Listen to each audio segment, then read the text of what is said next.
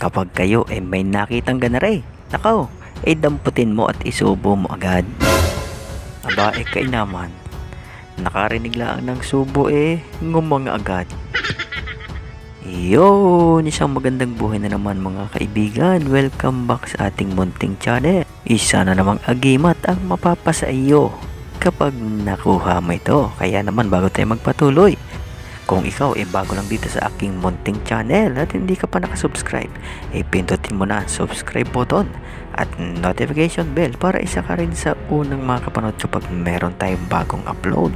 So ayun na nga, ito isang agimat at bibihira So itong agimat na ito makukuha nyo kung kayo mapapunta sa mga liblib na lugar, yung tinatawag na engkantado o may mga nagpapakitang kung ano-ano. So sa lugar na ito, kapag kayo may nakitang balon o yung ibang tawag sa balon o yung bukal so alam nyo kayo yung balon o yung bukal yung iniigiban ng tubig. So noong unang panahon wala pa namang mga patubig na pipihitin mo na lang sa inyong mga dingding may tutulo na So noon bago ka magkaroon ng tubig sa inyong tahanan mag-iigib ka muna sa mga bukal. Dahil noon wala pa rin naman mga poso, yung mga bomba Ang ginagawa noon naghuhukay lang sa mga liblib na lugar kung saan may mga malakas ang tubig. At yun nga, doon kumukuha ng mga tubig na iniinom at ginagamit sa pagluluto, hanggang sa pagliligo So ewan ko na lang yun kung may gumagamit pa ng ganoon pero siguro sa ibang lugar halos karaniwan kasi nakikita ko na ngayon may mga mineral water na may mga nagpapadeliver na bibihira na lang siguro yung umiigib sa mga balon. At ang iba may mga patubig na nga yung gripo hindi na mag-iigib. So siyempre pag umaasenso ang isang pamayanan nagkakaroon na ng ganon So ayun na nga, balik tayo sa hukay o sa balon o sa bukal So kapag kayo may nakitang tumalon doon na maliit na tao o tao rin yun, katulad din natin, so balit yun may damit din. So yun halos kasing laki-laag ng iyong daliri, may buhok din iyan So kapag kayo may nakitang gayon damputin nyo agad, huwag nyo nang pakawalan at isubo ninyo. At iyon na nga, kapag nagawa nyo siyang isubo hindi ka na niya iiwan ikaw na ang kanyang magiging bagong amo o magiging kaibigan. At kapag nga naging kaibigan mo na siya o nasa sa iyo na siya magkakaroon ka na ng kakaibang galing, magkakaroon ka na ng bilis liksi ng iyong pangangatawan, gaan ng katawan na kaya mong humapon o pumatong kahit sa dahon ng saging laang. Yung alam nyo yung paklang yung paklang ng saging kahit ikaw humapon doon dahil nga sa gaan ng iyong katawan hindi yon hahapay o yuyuko man laang. Taglay mo na rin ang instant kunat at kabal ng katawan kahit ikaw tagain o barilin hindi tatalab. Magkakaroon ka lang ng mga pasa at ang mga tingga o tanso na tatama sa iyong katawan mayuyupi lang. Taglay mo na rin ang sa tagibulag o sa tagabulag kapag sa iyo may naghahanap, magtago ka lang, makanlungan ka lang ng kahit na puno o saan ka man magpakubli, kahit sa gilid lang ng mga bahay kapag ikaw nakapagpakanlong na ng gayaan, kahit na dumana sa iyong mga harapan ng mga naghahanap hindi ka nila makikita. Ligtas ka rin sa mga panganib na nakaabang sa iyong daraanan habang ikaw naglalakbay patungo sa iyong pupuntahan. So ayun ang taglay na galing ng maliit na taong naisusubo kapag nakakita kayo at nakuha ninyo sa mga bukal. So ang taglay nitong galing kusang gagana at hindi nyo na kailangang utusan pa siya. Alam niya kung kailan mo siya kailangan at alam niya rin kung kailan ka nanganganib, dahil mas malakas ang pakiramdam niya sa iyo kahit siya maliit na tao. So ayun nga, kapag kayo may nakitang gayaan damputin nyo at isubo nyo agad. Titingnan nyo rin kung ano yung tumalon na iyon. Baka naman kung ano lang yung tumalon na iyon na nalaglag laang doon sa bukal, isubo nyo agad. Nako, delikado So ayun, nakikita nyo tatalon doon so hindi nyo alam kung saan yung galing, basta siya makikita nyo tatalon doon. Lulumpat yan doon sa bukal. O kaya naman kung kayo nagsasalok ng ng tubig, sasama yan sa inyong pagsasalok kung talagang ibibigay sa inyo, kung gusto niyang kayo paglingkuran. So isa iyan sa mahusay at magaling na daladala ng mga sundalo, mga kapulisan, at ng kung ano-ano pang mga naglilingkod sa ating bayan. So iyan ang tunay at legit na agimat na walang katumbas na halaga at hindi mo rin mabibili sa Lazada o sa Shopee, sapagkat bibihira lang ang taong pinagkakalooban ng kalikasan niyan. Kahit na ikaw araw-gabi nag-aabang sa mga bukal, kung hindi ka karapat dapat para sa kanila hindi ka mabibigyan. Subalit sa panahon ngayon malamang bibihira na talaga yan, sapagkat sa dumarami na ang populasyon. At kahit mga dating liblib na lugar, marami nang nakatirang mga tao, nagsisialis na sila roon. Ika nga, nagsisilayas na sila. Naghahanap na sila ng bagong tahanan, yung mga lugar na halos walang dumadaan. At kung may mapadpad man o may mapadaan, baka naligaw laang. Yun!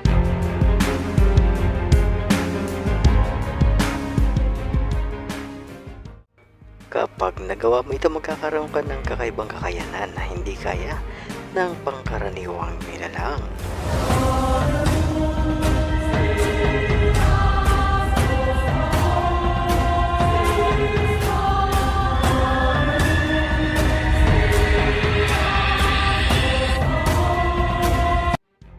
Yun! Isang magandang buhay na naman sa inyo mga kaibigan.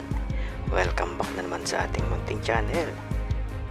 Isa na namang kakaibang galing ang mapapasa iyo kapag nagawa mo ito ngayong mahal na araw o Biyernes Santo. So ano na naman iyang sinasabi mo, Bruno?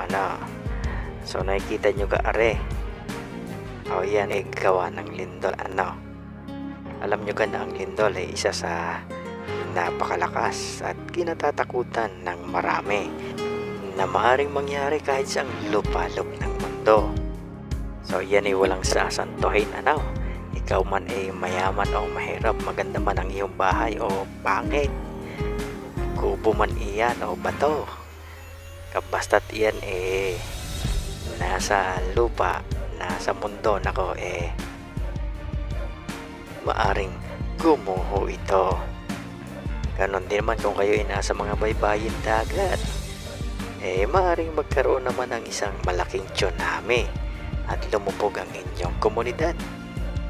Maaari ding bumigay ang mga dam na nag-iimbak ng mga tubig. At kapag bumigay iyon, yari, lubog ang mga nasa mga mabababang lugar. Yan naman isa sa pinakadelikadong mangyari ang magkaroon ng napakalakas na lindol. At kapag ngayon nangyari, maraming piperwisyohin maaaring marami ang buhay na maging parte na lang ng alaala o maging kwento na lang. So mas magaling pa ang bagyo at yan nakikita ng radar kung kailan darating, kaya naman makapaghanda pa. Suwalit ang lindol, walang makapagsasabi niyan kung kailan yan tatama. Kahit ang magaling na manghuhula hindi niya mahuhulaan kung kailan yan tatama. Parang loto lang yan, hindi kayang hulaan ng magaling na manghuhula. Kaya naman ang dapat palaging handa. Dahil kapag ang pinakamalakas na lindol sa mundo tumama, maaring marami ang kainin ng lupa. Pero alam nyo kaibigan na mayroong agimat na makukuha sa lindol. Paano yan, Bruno? Ayan yung, ito na. Kapag lumindol ng eksaktong Biyernes Santo, kumagat ka sa lupa, at pagkakagat mo, sumigaw ka ng 3 beses na malakas. At kapag wala kang narinig na sumagot sa iyo, kahit echo mo, nasa sa iyo na, magkakaroon ka na ng agimat sa lindol. So, magandang daladala iyan kung ikaw tagapamayapa, dahil sigaw mo lang matatakot na sila sa iyo. Kahit ang mga nag-aaway na hindi maawat-awat, sigawan mo lang yan, magsisitigil iyan at makakaramdam yan ng kakaibang takot sa iyo na parang niyayanig ang kanilang mga katawan. Alay, di kayo napakahirap umawat ng mga nag-aaway na ayaw magpaawat. Minsan yung kung sino pa yung umaawat, sila pa yung napapahamak, sila yung nasasaksak, nababaril, hanggang sa sila mamatay. So, anong nangyayari? Buhay yung dalawang nag-aaway. Yung umaawat, siya ang namatay. Kaya pagka may nag-aaway at ikaw wala namang tangan-tangan na pampahupa, huwag ka nang magpakabayani o magpasikat na umawat. Dahil ikaw ang maaaring magbuwis ng buhay, hayaan mo na lang sila magbatayan diyan. Kaya na nila iyan, matatanda na yan, alam na nila ang tama at mali. So ayan ang isang agimat ng lindol kapag sa pamamagitan ng sigawang ninyong ginawa. So marami pang bisa ang makukuha ninyo diyan, marami pang berto diyan, at sa sunod na lang natin pag-uusapan. Kapag may sapatos, syempre may sintas. Meron din namang sapatos na walang sintas, pero subalit kadalasan ng mga sapatos may sintas. At kapag nga hindi maganda ang pagkakatali ng inyong sintas at iyan nakalag, maaari nyong matapakan at kayo madisgrasya. Ganon din naman kung kayo nakamotor at sumabit sa ang inyong sintas sa putres, maaaring kayo madisgrasya rin. Ganon din naman kapag maluwag ang pagkakatali ng inyong sintas, kayo hindi makalakad ng maganda o makatakbo kung kayo mga runner, at kung kayo may hahabulin, pagka yan hindi magandang pagkakasintas, hindi ninyo maabutan yung hinahabol ninyo. Kung kayo tumatakbo ng mga 30 km per hour, baka takbo na lang ninyo benching ko. Pero alam nyo mga kaibigan na mayroong sintas laang na maaari nyong gamitin. Kahit na kayo walang sapatos na dala, sintas laang kayo siguradong bibilis kapag kayo meron nun. Kaya naman sa video ito, iyan nga ang pag-uusapan natin. Ang sintas na nakakaiba. Kaya naman kung ikaw bago lang dito sa aking munting channel at mahilig ka sa mga ganitong usapin na mga pampaswerte, mutyagimat, anting-anting at kung ano-ano pa, huwag ka na mahiya, i-subscribe mo na yan. Pindutin mo na yan subscribe button at notification bell para lagi kang updated sa mga bagong video na aking ina-upload.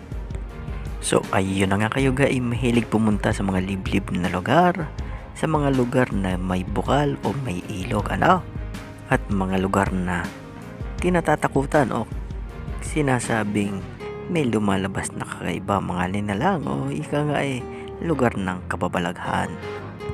At kayo makakita ng animoy sintas na gumagalaw, kunin ninyo agad.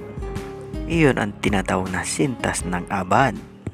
Ang sintas na ito stretchable o humahaba. At sa haba nito kaya mo itong itali sa buong mong katawan. So kadalasan ito makukuha mo sa mga bukal. At kapag ikaw nakakita na huwag mo nang pakawalan. So ano naman ang bisa nitong sintas ng abad na ito? So ang bisa nito magiging mabilis kang umigtad. Kung pag-igtad mo lang halimbawa umigtad ka dito sa kantong ito, isang igtad mo lang nandun ka na agad sa kabilang kanto. So ang gagawin mo lang, ang kabilang dulo ay tatali mo sa iyong kanang hinlalaki, sabay iikot mo sa iyong buong katawan, at ang kabilang dulo naman ay itatali mo naman sa iyong kaliwang hinlalaki. At kapag nagawa mo na ito, kahit magtatalon-talon ka na, siguradong ikaw makakarating ka agad kung saan mo gustong pumunta. Hindi ka rin basta-basta maaabutan, lalo na sa takbuhan ng mga ordinaryong nilalang. Ganon din naman kung ikaw hinahabol ng iyong mga pinagkakautangan. Ako, gamitin mo lang ang sintas na yan at siguradong ikaw hindi na nila maabutan. So biro lang naman yan, pag utang dapat talaga iyang bayaran. Kaya naman kapag ikaw nakakuha niyan, ako maaring ikaw yumaman kapag sumali ka sa mga takbuhan. Siguradong isang talon mo lang, isang lumpat mo lang o isang igtad mo lang lampas ka na agad sa finish line. Digay ka, galing Kaya naman kung interesado ka, ano pang inaantay mo, maghanap ka na ngayong Biyernes Santo at baka ikaw pagkalooban niyan. Pero mag-iingat tingnan mabuti o maigi bago damputin, baka naman ahas at kayo matuklaw. Isang lumpat mo lang ikaw patay naman agad. So ayun na nga, hindi ka rin basta-basta tatabla ng apoy kapag ikaw may hawak niyan. Ganon din naman kung ikaw mahilig magsabong, pasimple mo lang yang italay sa pakpak ng iyong manok na ilalaban sa sabong at siguradong ang manok mo hindi basta-basta matatalo.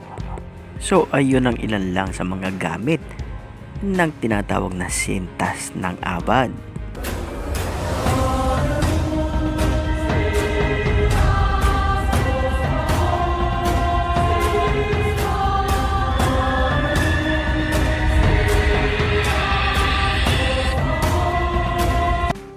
Yo, sa maganda at mapagpalang buhay sa inyo mga kaibigan. Welcome back na naman nga sa ating munting channel. Alam nyo mga kaibigan, kapag kayo nakakuha ng ganari sa pag-uusapan natin, magkakaroon kayo ng kakaibang lakas na hindi katulad ng lakas ng pangkaraniwang nilalang. So ano nga ba yung bro nung sinasabi mo So kapag kayo nakakuha ng ngipin ng kalabaw, maaari kang maging kasing lakas ng kalabaw. Pero ito yung unang lagas ng kanyang ngipin. So paano naman makakakuha niyan at paano malalaman kung iyan unang lagas ng kanyang ngipin? So madali lang iyan mga kaibigan. Kung kayo may kalabaw at iyan nanganak, alagaan ninyo. Siyempre natural naman na inaalagaan So ang ibig kong sabihin huwag nyong ibenta at kayo na lang ang magpalaki. So kung wala naman bumili kayo ng bagong panganak na kalabaw. So syempre iyan araw-araw mong ipapastol So iyan malalaman mo kung siya malalagasan na ng ngipin. So makikita mong iyan bumubula-bula ang bibig kahit hindi naman siya nalalason So makikita mo nguya siya ng nguya at pumubula ang kanyang bibig. So kapag siya kumakain ng damo, tingnan mo sa kanyang kinakainan ng damo at maaring doon niya iluwa yung kanyang unang lagas ng ngipin. Subalit iyan kukunin din niya at kakainin niya. Yan muli niyang lulunukin. Kaya naman kapag nakita mong may niluwa siyang ngipin, kunin mo ito agad bago pa niya malunok ulit. So dapat maging mabilis ang pagkuha mo at maging alerto ka sapagkat maaaring ikaw suwagin niyan dahil ayaw niyang ipakuha iyan. Dahil nga kapag iyan nakuha mo at hindi niya nalunok mababawasan siya ng lakas. Kumbaga salip na 100% ang kanyang lakas, magiging 75% na lang hanggang sa umabot o kaya iabuti ng 50%, kalahati na lang ang kanyang lakas na ibibigay sa kanyang amo. Dahil nga iyon nabawasan na at nakuha mo. So kapag ka nga iyan idala-dala mo magkakaroon ka ng kakaibang lakas. Yung mga bagay na dating hindi mo kayang buhatin, itulak o hatakin sisiw na sa iyo, maning-mani, basic na sa iyo. Yung mga bagay na hindi kayang buhatin ng iba, nako kayang-kaya mo. Kahit mag-isa ka lang na magtulak ng sasakyan o humatak ng mga sasakyan na bara o nabalahaw sa daan, ako kayang-kaya mo iyan. Bukod sa lakas ng paghatak o pagbuhat, lalakas ka ring uminom dahil magkakaroon ka ng kakaibang init sa iyong katawan. Palaging mainit ang iyong pakiramdam. Kaya naman walang problema sa iyo ang taglamig o tag-ulan. Dahil hindi ka giginawin kapag suot-suot mo yan. Subalit mag-ingat ka naman kapag sobrang init o tag-init at baka ang katawan mo naman mag-overheat. So maganda itong tangan-tangan ng mga tao ang hanap buhay yung mga mabibigat na trabaho. Maaaring sa construction o kaya naman ikaw kargador sa palengke. Maganda rin ito sa larangan ng sports na may kinalaman sa pagbuhat, paghatak. Maging sa boxing, maganda rin ito. Dahil kapag natamaan mo ng suntok ang kalaban mo, nako siguradong matutulog ito. Subalit kung lumakas ka naman, alam mo niya ang mangyayari sa kalabaw mo. Ang kalabaw mo na nakuhaan mo ng ngipin maaring madali nang manghina. Ganadong-ganado ka pa sa trabaho, siya naman nanghihina na. Yun ang bisa ng unang lagas ng ngipin ng kalabaw kapag iyong nakuha. Hanggang sa muli, good luck, God bless at ingat ho kayo palagi.